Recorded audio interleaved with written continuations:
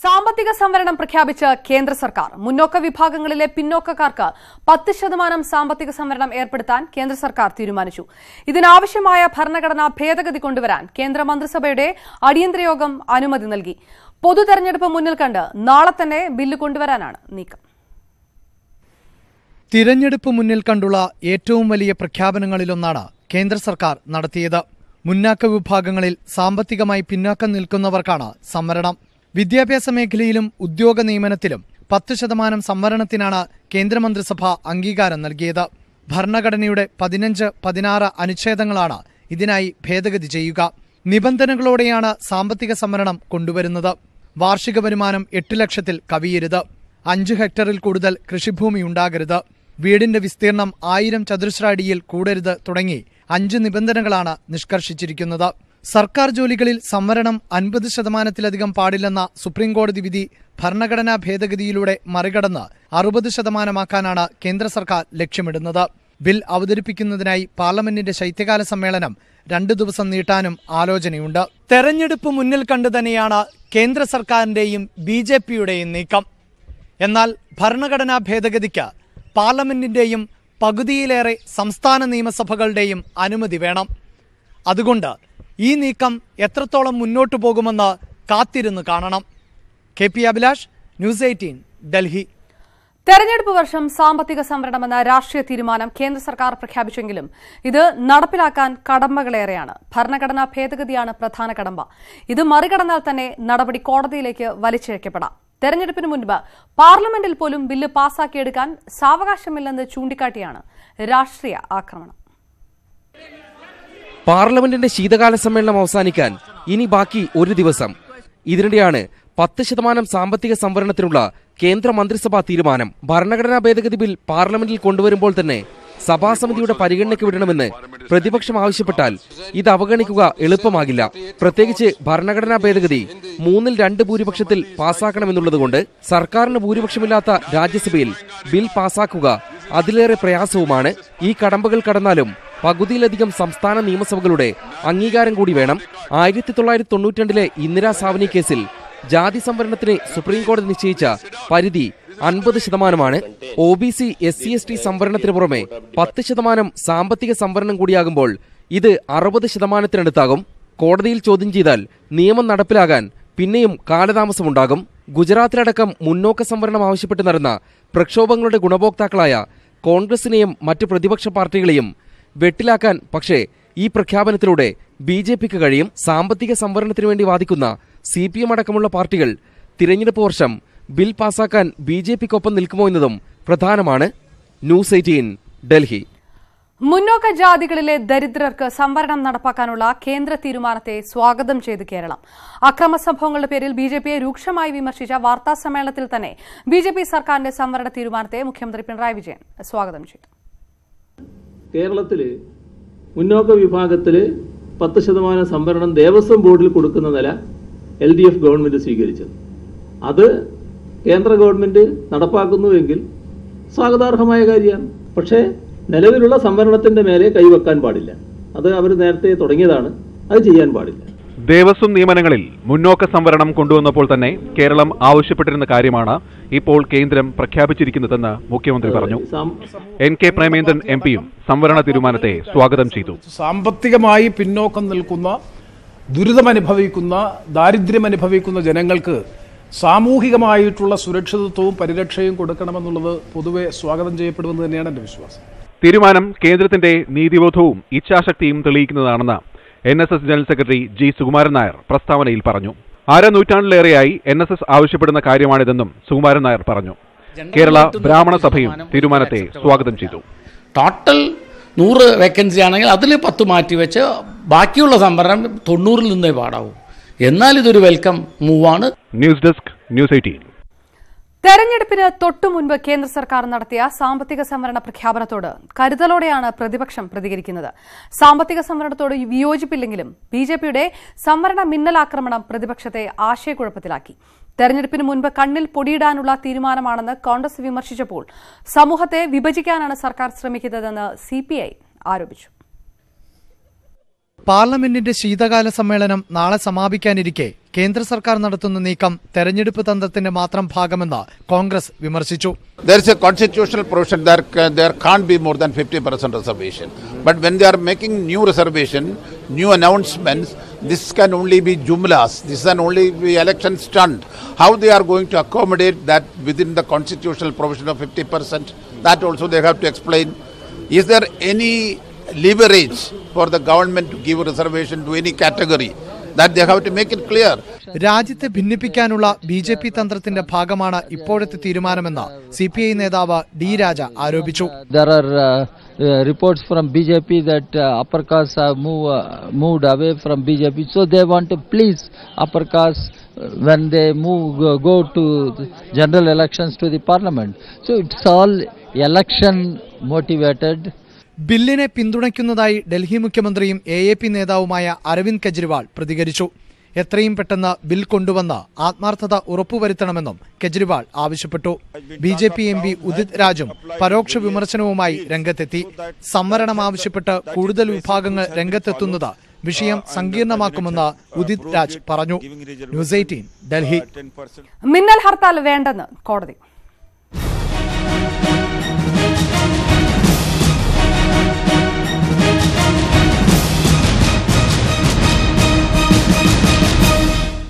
സംസ്ഥാനത്ത് സ്വകാര്യ മുതൽ നശിപ്പിക്കുന്നതിൽ പൊതുമുതൽ നശീകരണത്തിന് തുല്യമായ ശിക്ഷ ഉറപ്പാക്കാൻ നിയമം വരുന്നു. Prevention of damage to private property ഓർഡിനൻസിന് മന്ത്രിസഭ അംഗീകാരം നൽകി. വർഗീയ സംഘർഷങ്ങളിലും ഹർത്താലിലും മറ്റു പ്രക്ഷോഭങ്ങളിലും സ്വകാര്യ മുതൽ വ്യാപകമായി നശിപ്പിക്കുന്നത് തടയാനാണ് സർക്കാർ നീക്കം. ഹർത്താലിലും പ്രക്ഷോഭങ്ങളിലും വീടുകളും വ്യാപാര സ്ഥാപനങ്ങളും പാർട്ടി ഓഫീസുകളും വ്യാപകമായി ആക്രമിക്കുന്നത് പതിവാണ്. ഇത് തടയാനാണ് നിയമനിർമ്മാണം. കേന്ദ്ര സർക്കാരിന്റെ പൊതുമുതൽ നശീകരണ നിയമത്തിന്റെ ചുവട് പിടിച്ചാണ് സംസ്ഥാന സർക്കാരിന്റെ ഓർഡിനൻസ്. സ്വകാര്യ സ്വത്തുക്കൾ നശിപ്പിക്കൽ തടയൽ ഓർഡിനൻസ് 2019 എന്ന പേരിൽ ഒരു ഓർഡിനൻസ് പുറപ്പെടുവിക്കുന്നതിന് സർക്കാർ നിശ്ചയിച്ചിരിക്കുകയാണ്. നഷ്ടപരിഹാരം അക്രമ പ്രവർത്തനങ്ങൾക്ക് നേതൃത്വം കൊടുത്തവരിൽ നിന്ന് തന്നെ ഈടാക്കുന്നതിനുള്ള ഇടപെടലും ഇതിലൂടെ ലക്ഷ്യം വെക്കുന്നുണ്ട്. സ്വകാര്യ സ്വത്തുക്കൾ നശിപ്പിക്കുന്നവർക്ക് 5 വർഷം വരെ തടവും സ്വത്തുക്കൾ കണ്ടുകെട്ടലും പിഴയും നിയമം വ്യവസ്ഥ ചെയ്യുന്നു. നശിപ്പിക്കുന്ന സ്വത്തിന്റെ മൂല്യത്തിന്റെ പകുതി തുക കെട്ടിവെച്ചാലേ ജാമ്യം ലഭിക്കൂ. സ്വകാര്യ സ്വത്ത് നശിപ്പിക്കുന്നവർക്ക് കർശന ശിക്ഷ ഉറപ്പാക്കാൻ കഴിഞ്ഞ ഒക്ടോബറിൽ സുപ്രീം കോടതി നിർദ്ദേശിച്ചിരുന്നു. നിലവിൽ പഞ്ചാബിൽ മാത്രമാണ് സ്വകാര്യ സ്വത്തുക്കളുടെ സംരക്ഷണത്തിന് പ്രത്യേക നിയമമുള്ളത്. അതേസമയം സംസ്ഥാനത്തെ അക്രമങ്ങൾ സംബന്ധിച്ച് ഗവർണർക്ക് സംസ്ഥാന സർക്കാരിന്റെ റിപ്പോർട്ട് വൈകുകയാണ്. അടിയന്തര റിപ്പോർട്ട് തേടി 2 ദിവസം പിന്നിട്ടു. വിശദ റിപ്പോർട്ട് തയ്യാറാക്കുന്നതിനാലാണ് വൈകുന്നതെന്നാണ് സർക്കാരിന്റെ വിശദീകരണം. ന്യൂസ് 18 തിരുവനന്തപുരം. മിന്നൽ ഹർത്താൽ തടഞ്ഞ് ഹൈക്കോടതി. ഹർത്താലിന് ആഹ്വാനം ചെയ്യുന്നവർ 7 ദിവസം മുൻപ് നോട്ടീസ് നൽകണമെന്ന് ഹൈക്കോടതിയുടെ ഇടക്കാല ഉത്തരവ്. ഹർത്താലിനിടെ ഉണ്ടാകുന്ന നാശനഷ്ടങ്ങളുടെ ഉത്തരവാദിത്തം ആഹ്വാനം ചെയ്തവരിൽ നിന്ന് ഈടാക്കണമെന്നും കോടതി നിർദ്ദേശിക്കുന്നു. ഹർത്താലുകൾ നിയന്ത്രിക്കാൻ നിയമനിർമ്മാണം വേണമെന്നും കോടതി ആവശ്യപ്പെട്ടു. ഹർത്താലിന് 7 ദിവസം മുൻപ് രാഷ്ട്രീയ പാർട്ടികളും സംഘടനകളും നോട്ടീസ് നൽകണം. നോട്ടീസ് നൽകിക്കഴിഞ്ഞാൽ ഹർത്താലിനെതിരെ ആക്ഷേപമുള്ളവർക്ക് കോടതിയെ സമീപിക്കാം. ഹർത്താലിലുണ്ടാകുന്ന നാശനഷ്ടത്തിന്റെ ഉത്തരവാദിത്തം ആഹ്വാനം ചെയ്തവർക്കാണ്. നാശനഷ്ടമുണ്ടായാൽ ഇവരിൽ നിന്ന് പണം ഈടാക്കണം. സമരങ്ങൾ ജനങ്ങളുടെ മൗലികാവകാശങ്ങൾ തടയുന്നതാകരുത്. ഹർത്താലുകൾ നിയന്ത്രിക്കാൻ നിയമനിർമ്മാണത്തിന് കോടതി നിർദ്ദേശിച്ചു. നാളെയും മറ്റന്നാളുമായി നടക്കുന്ന പണിമുടക്കിനെ നേരിടാൻ സ്വീകരിച്ച നടപടികൾ സർക്കാർ കോടതിയെ അറിയിച്ചു. അനിഷ്ട സംഭവങ്ങൾ ഒഴിവാക്കാൻ നടപടി സ്വീകരിച്ചിട്ടുണ്ട്. KSRTCക്കും സ്വകാര്യ വാഹനങ്ങൾക്കും സുരക്ഷ നൽകുമെന്നും സർക്കാർ അറിയിച്ചു. കോടതി നിർദ്ദേശപ്രകാരമാണ് സർക്കാർ രേഖാമൂലം ഇക്കാര്യം അറിയിച്ചത്. ഹർത്താലിനെതിരായ ജനവികാരം സർക്കാർ കാണുന്നില്ലേയെന്നും കോടതി ചോദിച്ചു. ഹർത്താലുകൾ ഇപ്പോൾ കേരളത്തിൽ നടത്തുന്നത് തമാശ പോലെയാണ്. ഹർത്താൽ നിരോധിക്കണമെന്നാവശ്യപ്പെട്ട് കേരള ചേംബർ ഓഫ് കൊമേഴ്സ് സമർപ്പിച്ച ഹർജിയിലാണ് കോടതിയുടെ ഇടക്കാല ഉത്തരവ്. ഹർത്താലിനെതിരെ നിയമനിർമ്മാണം ഉദ്ദേശിക്കുന്നില്ലെന്ന് മുഖ്യമന്ത്രി പ്രതികരിച്ചു. പക്ഷെ നമ്മുടെ നാട്ടിൽ ഇപ്പോ ഇത് ആഴ്ചയിൽ 2-3 ഹർത്താൽ എന്ന മട്ടില് പ്രഖ്യാപിക്കുന്ന നില വന്നപ്പോ അത് തന്നെ പരിഹാസമാക്കുന്ന ഒരു നിലയിലേക്ക് എത്തി. ഹർത്താൽ പൂർണ്ണമായി നിരോധിക്കാൻ ആവശ്യമെങ്കിൽ സുപ്രീം കോടതിയെ സമീപിക്കുമെന്ന് ഹർജിക്കാരനായ chamber of commerce chairman Biju Ramesh പ്രതികരിച്ചു. ഇതുമായി ബന്ധപ്പെട്ട് സുപ്രീം കോടതി വരെ Kerala chamber of commerce and industry പോകും. അതിനൊപ്പം ഞങ്ങൾ എല്ലാവരും ഉണ്ടാവും. പണിമുടക്ക് ദിനങ്ങളിൽ വ്യാപാര സ്ഥാപനങ്ങൾ സാധാരണ പോലെ തുറന്നു പ്രവർത്തിക്കുമെന്ന് വ്യാപാരി വ്യവസായ ഏകോപന സമിതി സംസ്ഥാന പ്രസിഡന്റ് ടി നസറുദ്ദീൻ പറഞ്ഞു. അതുപോലെ കടകൾ തുറന്നു പ്രവർത്തിക്കുന്നതായിരിക്കും, ഹോട്ടലുകൾ തുറന്നു പ്രവർത്തിക്കുന്നതായിരിക്കും. തിരുവനന്തപുരം, കോഴിക്കോട് ബ്യൂറോകൾക്കൊപ്പം ന്യൂസ് 18 കൊച്ചി. ശബരിമല വിഷയത്തിലെ ഹർത്താലിനെ തുടർന്നുണ്ടായ സംഘർഷങ്ങളെ ചൊല്ലി നേതാക്കളുടെ വാക്പോര് തുടരുന്നു. ആക്രമണങ്ങൾക്ക് തുടക്കമിട്ടത് RSS എന്ന് മുഖ്യമന്ത്രി പിണറായി വിജയൻ. CPM-ഉം BJP-യും സംസ്ഥാനത്ത് അക്രമം തുടരുകയാണെന്ന് രമേശ് ചെന്നിത്തല ആരോപിച്ചു. ഒരു കൈയിൽ അക്രമവും മറുകൈയിൽ ഭരണവുമായി BJP-യെ അടിച്ചമർത്താനാണ് CPM ശ്രമമെന്ന് PS ശ്രീധരൻപിള്ളയും കുറ്റപ്പെടുത്തി. അക്രമ സംഭവങ്ങളുമായി ബന്ധപ്പെട്ട അറസ്റ്റിലായവരുടെ എണ്ണം 6711. തലശ്ശേരിയിൽ ആക്രമണത്തിന് തുടക്കമിട്ടത് RSS ആണെന്നായിരുന്നു മുഖ്യമന്ത്രി പിണറായി വിജയന്റെ ആരോപണം. തലശ്ശേരിയിലെ ആക്രമണങ്ങൾ RSSന്റെ നേതൃത്വത്തിലാണ് ആരംഭിക്കുന്നത്. RSS ക്ഷീണിക്കുമ്പോൾ വളരാൻ അവസരം നൽകുന്നത് CPM ആണെന്ന് പ്രതിപക്ഷ നേതാവ് രമേശ് ചെന്നിത്തലയും ആരോപിച്ചു. നിയമനിർമ്മാണം മാത്രമാണ് ശബരിമല പ്രശ്നപരിഹാരത്തിന് ഏകമാർഗമെന്നും അദ്ദേഹം വ്യക്തമാക്കി. ആ ക്ഷേത്രമാണെങ്കിലും പള്ളിയാണെങ്കിലും എല്ലാം ചില ആചാരങ്ങൾ ഉണ്ടാകും. ആ ആചാരങ്ങളെ നിലനിർത്തുക എന്നുള്ളത് ഭക്തജനങ്ങളുടെ താല്പര്യമാണ്. അവരുടെ താല്പര്യം സംരക്ഷിക്കാനുള്ള ബാധ്യത നമുക്കെല്ലാവർക്കുമുണ്ട്. കേരളത്തിൽ ഇതുകൊണ്ടൊന്നും BJPക്ക് വേര് പിടിക്കാൻ കഴിയില്ല. തലശ്ശേരിയിൽ ആക്രമണം നടന്ന വീടുകൾ BJP സംസ്ഥാന പ്രസിഡന്റ് PS ശ്രീധരൻപിള്ള സന്ദർശിച്ചു.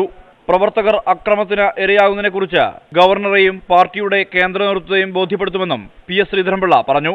കേരളം ഇന്ത്യൻ ഭരണഘടന പരാജയപ്പെട്ട സ്ഥിതിയിലേക്ക് കാര്യങ്ങൾ പോകുന്ന സംസ്ഥാനമാണെന്ന് ബോധ്യപ്പെട്ടിരിക്കുന്നു. ഇതെല്ലാം സമാഹരിച്ച് ഗവർണർക്കും അതുപോലെ കേന്ദ്ര സംവിധാനത്തിനും കേന്ദ്ര പാർട്ടിക്കുമെല്ലാം നൽകാനായിട്ട് BJP തീരുമാനിച്ചിരിക്കുന്നു. തുടർച്ചയായി 5-ാം ദിവസവും സംസ്ഥാനത്ത് അക്രമ സംഭവങ്ങൾ അരങ്ങേറി. കൊടുങ്ങല്ലൂരും കൊയിലാണ്ടിയിലും BJP പ്രവർത്തകരുടെ വീടുകൾക്ക് നേരെ ആക്രമണമുണ്ടായി. കണ്ണൂർ കൊളവല്ലൂരിൽ ഹർത്താൽ ദിനത്തിൽ പോലീസ് ജീപ്പ് തകർത്ത പ്രതികൾക്കായുള്ള അന്വേഷണത്തിനിടെ വൻ ബോംബ് ശേഖരം പിടികൂടി. പ്രവർത്തകരെ പോലീസ് കള്ളക്കേസ് ചുമത്തി അറസ്റ്റ് ചെയ്തെന്നാരോപിച്ച് ശബരിമല കർമ്മസമിതിയുടെ നേതൃത്വത്തിൽ പറവൂർ പോലീസ് സ്റ്റേഷനിലേക്ക് മാർച്ച് നടത്തി.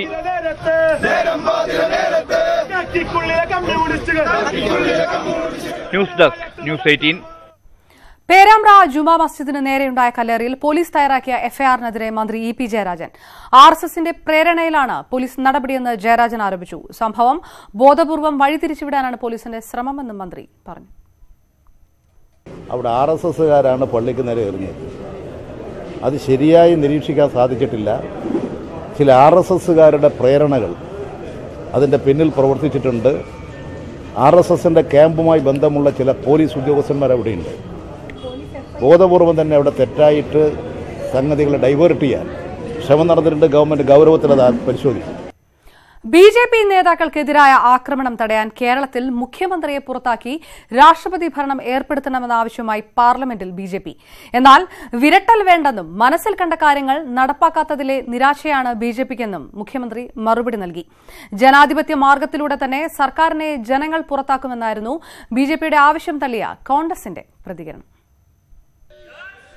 അക്രമം അവസാനിപ്പിച്ചില്ലെങ്കിൽ LDF സർക്കാരിന് ഭരണഘടനാപരമായ പ്രത്യാഘാതങ്ങൾ നേരിടേണ്ടി വരുമെന്ന ഭീഷണിക്ക് പിന്നാലെയാണ് പാർലമെന്റിലെ BJP ആവശ്യം. കേരളത്തിലെ CPM-ന്റെ കൊലപാതക രാഷ്ട്രീയം അന്വേഷിക്കാൻ ജുഡീഷ്യൽ കമ്മീഷൻ രൂപീകരിക്കണമെന്നും സംസ്ഥാനത്ത് രാഷ്ട്രപതി ഭരണം ഏർപ്പെടുത്തണമെന്നും BJP MP നിഷികാന്ത് ദുബെ ലോക്സഭയിൽ ആവശ്യപ്പെട്ടു. माध्यम से केंद्र सरकार से आग्रह है एक जुडिशियल कमीशन बनाया जाए और वहां के मुख्यमंत्री को इमीडिएट बर्खास्त करके वहां राष्ट्रपति शासन लगाया जाए. RSS പ്രവർത്തകൻ പോലീസ് സ്റ്റേഷന് നേരെ ബോംബെറിയുന്ന ചിത്രങ്ങൾ ഉയർത്തിക്കാട്ടി അക്രമം നടത്തുന്നത് സംഘപരിവാറാണെന്ന് ഇടതംഗങ്ങൾ രാജ്യസഭയിൽ ആരോപിച്ചു.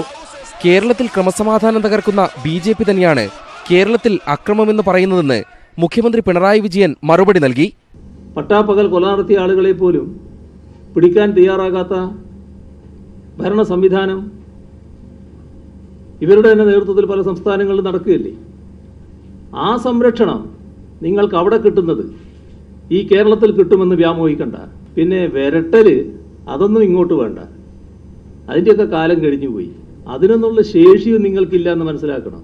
BJP-യും CPM-ഉം അക്രമം നിർത്തിയാൽ കേരളത്തിൽ പ്രശ്നങ്ങൾ അവസാനിക്കുമെന്ന് രാഷ്ട്രപതി ഭരണ ആവശ്യം തള്ളി കോൺഗ്രസ് നേതാക്കളും MP-മാരും പറഞ്ഞു. പിന്നെ ഈ ഗവൺമെന്റിനെ മാറ്റാൻ ജനങ്ങൾ തീരുമാനിച്ചിട്ടുണ്ട്. അതിന് 2 വർഷം കഴിയുമ്പം ഈ ഗവൺമെന്റിനെ ജനങ്ങൾ ബാലറ്റിലൂടെ തന്നെ പുറത്താക്കും. V. മുരളീധരൻ MP-യുടെ വീടിന് നേരെയുള്ള ബോംബേറിനെതിരെ BJP MP-മാരും കേന്ദ്രമന്ത്രിമാരും പാർലമെന്റിലെ ഗാന്ധി പ്രതിമയ്ക്ക് മുന്നിൽ പ്രതിഷേധിച്ചതിന് പിന്നാലെയാണ് രാഷ്ട്രപതി ഭരണ ആവശ്യം സഭയിൽ ഉന്നയിച്ചത്. എം. ഉണ്ണികൃഷ്ണൻ, ന്യൂസ് 18, ഡൽഹി. പാർലമെന്റിന്റെ ശീതകാല സമ്മേളനം നാളെ അവസാനിക്കാനിരിക്കെ റഫാൽ വിഷയത്തിൽ ലോക്സഭാ നടപടികൾ ഇന്നും തടസ്സപ്പെട്ടു. HAL-ന് 1 കോടി രൂപയുടെ കരാർ നൽകിയിട്ടുണ്ടെന്ന് പ്രതിരോധ മന്ത്രി നിർമ്മലാ സീതാരാമൻ ഇന്നും ആവർത്തിച്ചു.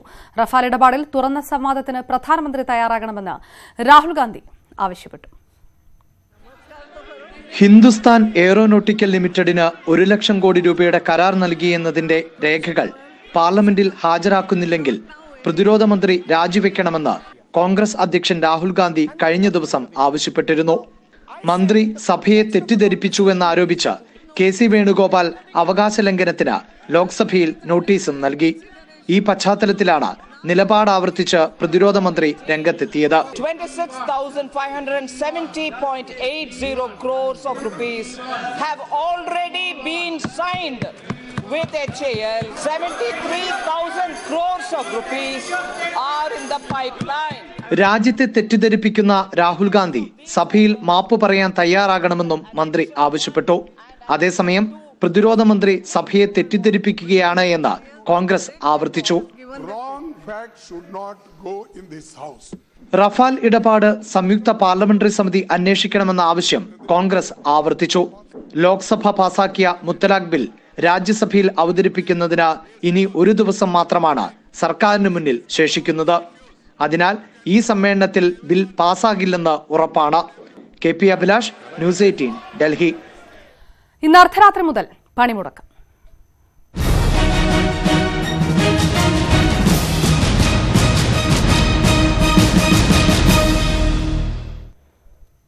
BMS ഒഴികെയുള്ള തൊഴിലാളി സംഘടനകൾ പ്രഖ്യാപിച്ച ദേശീയ പണിമുടക്ക് ഇന്ന് അർദ്ധരാത്രി ആരംഭിക്കും.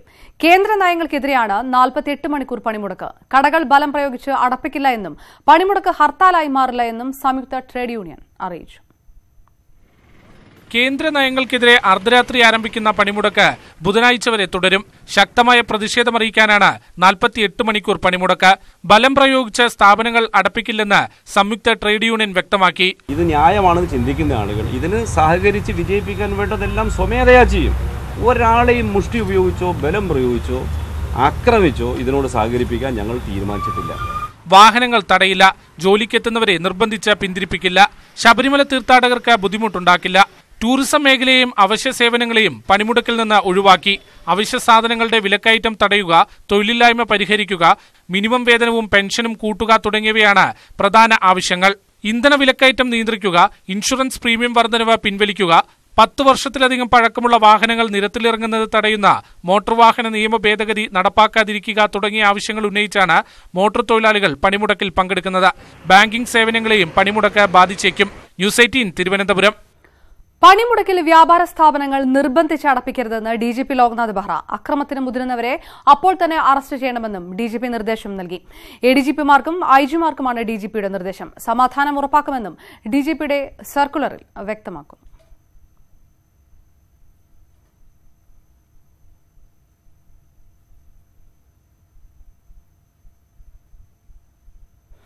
നാൽപ്പത്തിയെട്ട് മണിക്കൂർ പണിമുടക്കിൽ നിന്ന് KSRTCയെ ഒഴിവാക്കണമെന്ന അഭ്യർത്ഥനയുമായി MD ടോമി നച്ചങ്കരി. ശബരിമല സർവീസുകൾ മുടക്കമില്ലാതെ നടക്കുമെന്നും മറ്റ് സർവീസുകളെയും ഒഴിവാക്കണമെന്നും യൂണിയനുകളോട് MD ആവശ്യപ്പെട്ടു. ശബരിമല സർവീസുകൾ ഞങ്ങൾ വിടും. മറ്റുള്ള ബസ്സുകൾ തൊഴിലാളികൾ വരുന്ന മുറയ്ക്ക് നമ്മൾ ഓപ്പറേറ്റ് ചെയ്യും. KSRTC ഒഴിവാക്കണമെന്ന് എല്ലാ രാഷ്ട്രീയ കക്ഷികളോടും ഞങ്ങൾ വീണ്ടും ആവശ്യപ്പെടുന്നുണ്ട്. ഞാനും എൻ്റെ ആൾക്കാരും എല്ലാം കൂടെ വണ്ടിയും കൊണ്ട് നിൽക്കുക. ഏതൊരു പ്രസ്ഥാനത്തിൻ്റെ മുന്നിൽ ചെന്ന് നിൽക്കുക. അവർക്ക് ധൈര്യമുണ്ടോ അറിയാം. ഞങ്ങൾ വണ്ടിയായിട്ട് പോകും. എവിടെ നിന്ന് അവർ പറയുന്ന സ്ഥലത്ത് ചെന്ന് നിൽക്കാം. അവരറിയാൻ ധൈര്യപ്പെടുമോ? കോഴിക്കോട്ടെ കച്ചവടക്കാർക്കും ഓട്ടോ ടാക്സി തൊഴിലാളികൾക്കും ദേശീയ പണിമുടക്കിനോട് വ്യത്യസ്ത അഭിപ്രായമാണ്. ഹർത്താലിന്റെ ആഘാതത്തിൽ നിന്ന് കരകയറുന്നതിന് മുൻപുള്ള പൊതുപണിമുടക്കിൽ കടകൾ തുറന്ന് പ്രവർത്തിക്കുമെന്ന് വ്യാപാരി സംഘടനകൾ ഉറപ്പിച്ചു പറയുമ്പോഴും അത് എത്രത്തോളം പ്രായോഗികമാകുമെന്ന കാര്യത്തിൽ സംശയമുണ്ട്. ദേശീയ പണിമുടക്കിൽ കടകൾ തുറക്കുമെന്ന് തന്നെയാണ് വ്യാപാരികളുടെ നിലപാട്. ഏത് രാഷ്ട്രീയ പാർട്ടി നടത്തുന്ന ഹർത്താലുകൾക്കും കടകമ്പോകൾ തുറക്കാമെന്നാണ് തീരുമാനിച്ച് അതിന്റെ അടിസ്ഥാനത്തിൽ നാളെയും മറ്റന്നാളും കേരളത്തിലെ എല്ലാ കടകമ്പോളങ്ങളും തുറന്ന് പ്രവർത്തിക്കും. ഇത് ജനങ്ങളെ ബുദ്ധിമുട്ടിക്കാന്ന് മാത്രമേ ഉള്ളൂ. നിത്യം വാടക കൊടുത്തിട്ട് ഉള്ള പീടികകളൊക്കെയാണ്. ആ പീടികകളിലൊക്കെ എങ്ങനെ എന്നും പണിമുടക്കായാൽ. എന്നാൽ 2 ദിവസങ്ങളിലായി നടക്കാനിരിക്കുന്ന പൊതുപണിമുടക്കിനോട് സമ്മിശ്ര പ്രതികരണമാണ് ജനങ്ങളുടേത്. തൊഴിലാളികളെ സംബന്ധിച്ചിടത്തോളം ഒരു അത്യാവശ്യമുള്ള കാര്യമാണ്. പൈസക്കാർക്ക് യാതൊരു ബുദ്ധിമുട്ടില്ല. സാധാരണക്കാരുള്ളത് ഓടിക്കാണ് ഭയങ്കര ബുദ്ധിമുട്ട്. പണിമുടക്കിൽ എല്ലാ വിഭാഗം തൊഴിലാളികളും പങ്കെടുക്കുകയാണെങ്കിൽ സ്വകാര്യ വാഹനങ്ങൾ മാത്രമാകും നിരത്തിലിറങ്ങുക. നാളെയും മറ്റന്നാളും നടക്കുന്ന ദേശീയ പണിമുടക്കിൽ എന്ത് വില കൊടുത്തും കടകൾ തുറക്കും എന്ന് തന്നെയാണ് വ്യാപാരികൾ പറയുന്നത്. കോഴിക്കോട് നിന്ന് ക്യാമറാമാൻ വിനോദ് കുമാറിനൊപ്പം എസ് വിനേഷ് കുമാർ, ന്യൂസ് 18. ഹൈക്കോടതി നിയോഗിച്ച നിരീക്ഷണ സമിതിക്കെതിരെ സംസ്ഥാന സർക്കാർ. നിരീക്ഷണ സമിതി നടപടി കോടതി അലക്ഷ്യമാണെന്ന് സംസ്ഥാന സർക്കാർ ഹൈക്കോടതിയിൽ നൽകിയ സത്യവാങ്മൂലത്തിൽ പറയുന്നു. സമിതി റിപ്പോർട്ട് തള്ളിക്കളയണമെന്നും സർക്കാർ കോടതിയിൽ ആവശ്യപ്പെടുന്നു. വിവരങ്ങളുമായി കൊച്ചിയിൽ നിന്ന് CN പ്രകാശ് ചേരുന്നു. ആ പ്രകാശ്, എന്തെല്ലാമാണ് സർക്കാരിന്റെ വാദങ്ങൾ ഈ വിഷയത്തിൽ? ശബരിമലയിലെ തീർത്ഥാടനവും അത് സുരക്ഷയും ജനങ്ങളുടെ സുരക്ഷയും ഒരുക്കുന്നതിന് വേണ്ടി ശബരിമല ഹൈക്കോടതിയുടെ ദേവസ്വം ബെഞ്ചിന്റെ നിർദ്ദേശാനുസരണം ശബരിമലയിൽ 2 ജഡ്ജിയും ഒരു DGP ഉൾപ്പെടെ നിരീക്ഷക സമിതിയെ ചുമതലപ്പെടുത്തിയിരുന്നു. ഈ നിരീക്ഷക സമിതി 2 വട്ടം റിപ്പോർട്ടുകൾ ഹൈക്കോടതിക്ക് കൈമാറി. മനീതി സംഘത്തിന്റെ യാത്രയുമായി ബന്ധപ്പെട്ട് യഥാർത്ഥ ഭക്തർക്ക് ബുദ്ധിമുട്ടുകൾ ഉണ്ടായി എന്നാണ് പ്രധാനമായും കഴിഞ്ഞ റിപ്പോർട്ടിൽ നിരീക്ഷക സമിതി നിരീക്ഷിച്ചത്. അതിന്റെ ഭാഗമായിട്ടാണ് ഇന്ന് സത്യവാങ്മൂലത്തിൽ സർക്കാർ നിരീക്ഷണ സമിതിയുടെ കണ്ടെത്തലുകൾ, അവരുടെ നിഗമനങ്ങൾ തെറ്റാണ്, മനീതി സംഘത്തിന് ഒരുക്കിയിട്ടുള്ള സുരക്ഷയുടെ ഭാഗമായി അവിടെ യാതൊരു പ്രശ്നവും ഉണ്ടായിട്ടില്ല എന്ന് തന്നെയാണ്. ചില സ്ത്രീകൾക്ക് കയറുന്നതിന് വേണ്ടി സുരക്ഷ ഒരുക്കുമ്പോൾ മറ്റ് ഭക്തർക്ക് അത് തടസ്സങ്ങൾ ഉണ്ടാക്കുന്നു എന്നായിരുന്നു നിരീക്ഷക സമിതിയുടെ കണ്ടെത്തൽ. ആ കണ്ടെത്തൽ തള്ളിക്കളയണമെന്നും നിരീക്ഷക സമിതി അവിടെ നടക്കുന്ന അക്രമ സംഭവങ്ങളെ കണ്ടില്ലെന്ന് നടിക്കുകയാണെന്നും അത്തരം സംഭവങ്ങളിൽ മൗനം പാലിക്കുകയാണെന്നും സർക്കാർ സത്യവാങ്മൂലത്തിൽ രേഖപ്പെടുത്തി. CN പ്രകാശ്, കൊച്ചിയിൽ. തിരുവനന്തപുരം ജഗതിയിൽ 90 വയസ്സുകാരി ഇരുമ്പ് കൂടിനുള്ളിൽ പൂട്ടിയിടപ്പെട്ട നിലയിൽ. നാട്ടുകാർ അറിയിച്ചതിനെ തുടർന്ന് സ്ഥലത്തെത്തിയ പോലീസ് സ്ത്രീയുടെ മക്കൾക്കെതിരെ നിയമ നടപടി സ്വീകരിക്കുമെന്ന് അറിയിച്ചു. ജഗതി പാലത്തിന് സമീപമാണ് 90-കാരി പൊന്നമ്മയെ ഇരുമ്പുകൂട്ടിലടച്ചിരുന്നത്.